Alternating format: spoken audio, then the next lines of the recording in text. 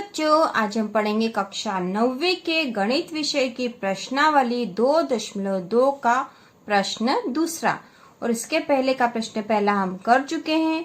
यदि आपने नहीं देखा हो तो आई लिंक ऊपर जो आई बटन दे रखा है उसमें जाकर पहले वो देख लीजिए ताकि आपको ये और अच्छे से समझ में आए। और इसी तरह के और वीडियो देखने के लिए तथा 9th और 10th के गणित के वीडियो देखने के लिए तथा सामाजिक विज्ञान के वीडियो देखने के लिए आप हमारे चैनल को सब्सक्राइब कीजिए, जिससे कि वीडियो की नोटिफिकेशन आपको तुरंत मिल जाए और सारी जानकारी भी आपको मिलती रहे। तो चलो बच्चों शुरू करते हैं। प्रश्न दूसरा, निम्नलिखित बहुपदों में से प्रत्येक बहुपद के लिए, है ना, प्रत्येक बहुपद के लिए P0, P1 और P2 ज्ञात कीजिए।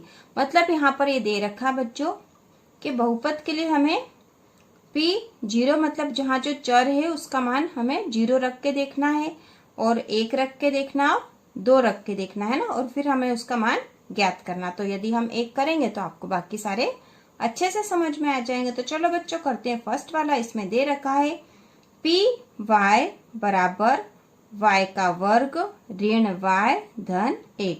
तो हम सबसे पहले y बराबर क्या रख के देखेंगे बच्चों? 0, है ना। क्या रख के देखेंगे? 0। तो रखो, तो P y की जगह 0 बराबर y के स्थान पर क्या रखेंगे? 0। तो ये हो जाएगा 0 का वर्ग ऋण फिर y की जगह क्या रख देंगे? 0 धन 1, है ना। तो P0 बराबर 0 का वर्ग कितना होगा बच्चों? 0 ऋण 0 धन 1। तो धन और ऋण 0 का कोई महत्व नहीं है, तो यहाँ पे P0 बराबर बचे हैं 1, है ना। धन 1 लिखने की आवश्यकता नहीं है, 1 बचे हैं ना, तो P0 बराबर 1 हुआ है। ठीक है, अब हम क्या रख के देखेंगे? P1, है ना। P और जो चर है उसके स्थान पर 1 रख के देखना। अब हमने शुरुआत में क्या करा? देखो बच्चों, हमें तीनों करना है ना। निम्नलिखित बहुपदों में से प्रत्येक बहुपद के लिए P0, P1 और P2 ज्ञात कीजिए। तो सबसे पहले हमने P0 रख के देख लिया, मतलब जो चर दे रखे हैं उसके स्थान पर 0 रख के देख लिया, है ना। तो इसका मान आया है P0 बराबर कितना आया बच्चों? 1। P0 बराबर कितना आ गया है? 1। अब हम रख के देखेंगे P1 का मान, है ना। P1 y के स्थान पर क्या रख देंगे? 1। तो देखो क्या था हमारा बहुपद, क्या था? Py बराबर y का वर्ग ऋण y धन 1, है ना। तो y के स्थान पर क्या रखना है हमें? 1। P1 बराबर y के स्थान पर 1 रखा, 1 का वर्ग ऋण y के स्थान पर 1 धन 1, है ना। अब P1 बराबर 1 का वर्ग कितना होगा? 1 ऋण 1 धन 1, है ना। तो इस तरह के जब होते हैं तो हम क्या करते हैं बच्चों कि जो धन धन वाले हैं वो आपस में जोड़ देंगे। तो ये धन का 1 है और ये धन का 1 है, तो धन के कितने हो गए हमारे पास? 2, है ना। दोनों जो धन के थे दोनों जोड़ लिए, इसके आगे कुछ नहीं, मतलब इसके आगे भी धन है, तो 1 और 1 2 हो गए, ऋण 1, है ना। तो P1 बराबर कितना हुआ? 2 में से 1 गया तो 1 बचा। तो P1 का मान कितना आया बच्चों? P1 का मान आया है 1, है ना। P1 का मान आया है 1। इसी प्रकार अब हम रख के देखें P का 2, है ना। बहुपद में हमें मान रख के देखना। अब क्या रख के देखना है? बहुपद में अब हमें मान रख के देखना है P2, है ना। मतलब y के स्थान पर अब हम 2 रख के देखेंगे। तो देखो क्या था बहुपद?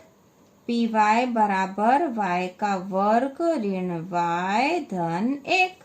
अब Py के स्थान पर रख देंगे 2 बराबर y के स्थान पर 2 का वर्ग ऋण y के स्थान पर 2 धन 1, है ना। ये हो गया। अब हम करेंगे ये P2 बराबर 2 का वर्ग मतलब क्या होगा बच्चों? 2 का वर्ग मतलब देखो, 2 का वर्ग मतलब 2 गुणा 2, है ना। 2 का वर्ग मतलब 2 का 2 में गुणा, है ना। तो 2 का वर्ग हो गया 2 दूनी 4, है ना। 4 होगा, 4 ऋण 2 धन 1, है ना। तो अब यहाँ होगा P 2 बराबर, देखो इसको कैसे सॉल्व करते मैंने अभी बताया था। धन धन वाली संख्या जोड़ लो आपस में, 4 धन का है और 1 धन का, तो 4 और 1 कितने हो गए 5, है ना, 5 ऋण 2।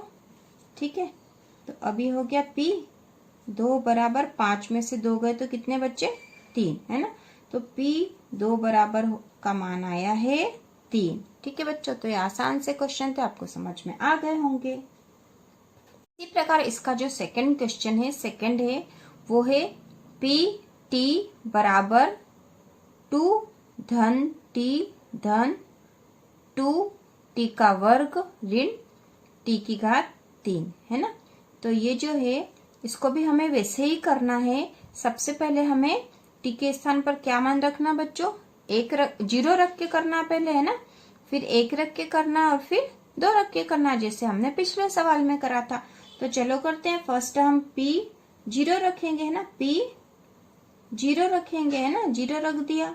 तो 2 धन T के स्थान पर क्या रखेंगे 0 धन 2 T के स्थान पर 0 का वर्ग ऋण T के स्थान पर ये 0 की घात 3, है ना। हमने T के स्थान पर क्या रख दिया, फर्स्ट में 0 रख के देखा, है ना, 0 रख दिया है। अब हम इसको हल करेंगे और हमें पता चल जाएगा कि P0 बराबर क्या मान आएगा। तो चलो करो, ये 2 है ना, यहाँ P0 भी लिख देंगे हम, बराबर 2 धन 0 धन 0 का वर्ग कितना होगा बच्चों, 0 गुणित 0 मतलब कितना आएगा 0 आएगा।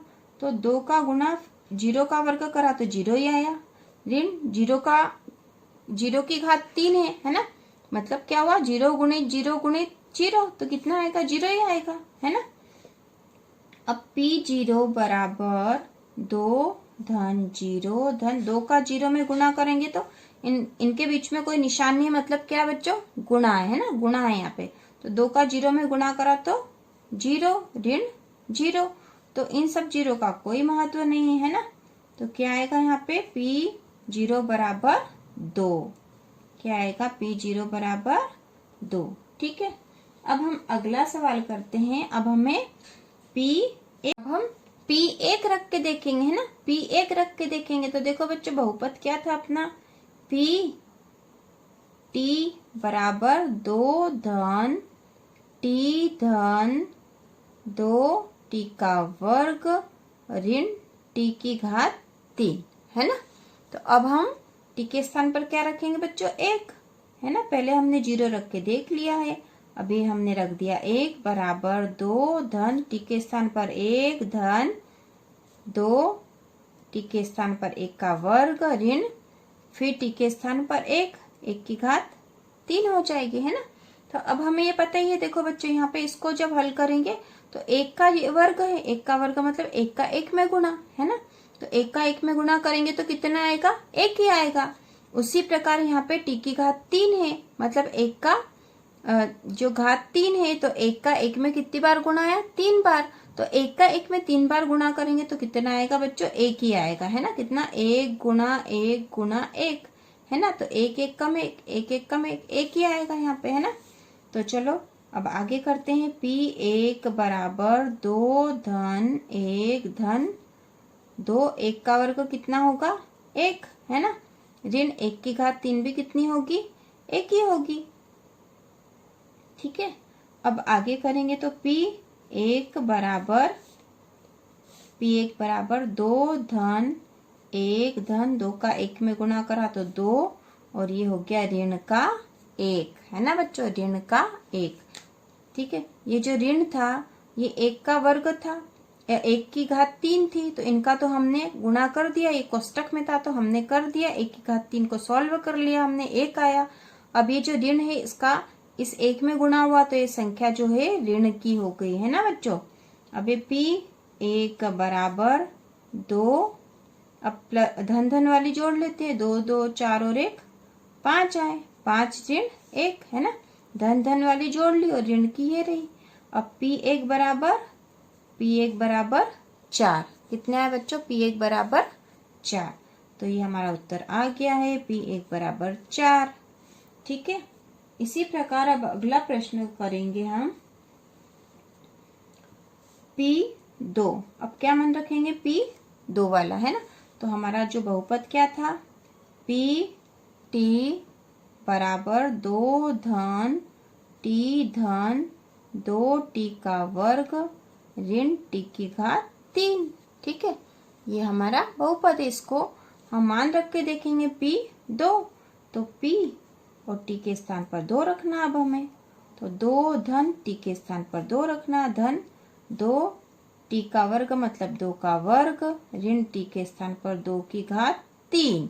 ठीक है बच्चों, अब हम करेंगे p 2 बराबर, देखो इसको सॉल्व कर लेते ना, ये तो 2 है, ये भी 2 है, धन ये 2 है और ये 2 का वर्ग है साथ में ना। तो 2 का वर्ग मतलब देखो बच्चों, 2 का वर्ग मतलब क्या होगा, 2 का वर्ग मतलब 2 गुणा 2 है ना। 2 का वर्ग मतलब क्या हुआ, 2 गुणा 2 मतलब 2 दूनी 4, तो यहाँ हो जाएगा 4। ठीक है, ऋण फिर 2 की घात 3 है, 2 की घात 3 मतलब क्या हुआ, क्या हुआ इसका मतलब 2 गुणा 2 गुणा 2, 3 बार 2 का गुणा है, तो 2 दूनी 4, 4 दूनी 8। इसको सॉल्व करेंगे तो कैसे करेंगे, 2 का 2 में गुणा करा तो 4 आ गया, फिर 4 का 2 में गुणा करा तो 4 दूनी 8 हो गए, तो यहाँ आ जाएंगे 8 है ना। क्या आ जाएंगे बच्चों, 8 आ जाएंगे। अब इसको और हल करेंगे तो p 2 बराबर 2 धन 2 धन, अब देखो इन दोनों के बीच में क्या बच्चों, गुणा है ना, गुणा है। तो 2 का 4 में गुणा करा तो 2 चौक 8 हो गए, 8। उसी प्रकार ये ऋण आ जाएगा, ऋण का 8 हो जाएगा है ना। अब देखो p 2 बराबर, अब ऐसी स्थिति में हम क्या करते, जो धन धन वाली संख्या है उनको जोड़ लेंगे और फिर ऋण को अलग कर रख देंगे। तो देखो 2 और 2 4 हुए, 4 और 8 12 हुए, 12 ऋण 8 आ गए है ना।